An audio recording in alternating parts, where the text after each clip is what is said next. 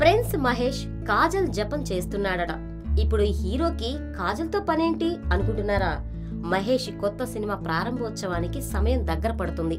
ఇప్పటికే ఈ మూవీ కోసం బాలీవుడ్ భామ పరిణీతి చోప్రాను ఫైనల్ చేశారు. అయితే మహేష్ మాత్రం సెంటిమెంట్ వైపు చూస్తున్నాడు. ఈ మూవీలో కాజలే కావాలని పట్టుబడుతున్నాడట మహేష్. టాలీవుడ్ లో సెంటిమెంట్లకు కొదవే లేదు. మహేష్ కూడా అందుకు అతీతమేం కాదు.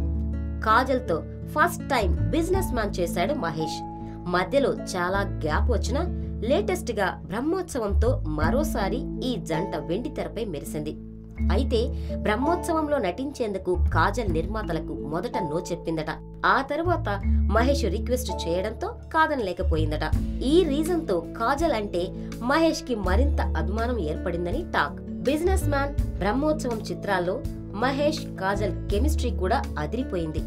కాజల్ కారణంగా తొలిసారి లిప్ లాక్ రుచిని కూడా చూశాడు ప్రిన్స్. పైగా మురుగదాసు మూవీలో లిప్ లాక్ ఉండడంతో కాజల్ అయితేనే కంఫర్ట్ గా ఉంటుందని అనుకుంటున్నాడట మహేష్.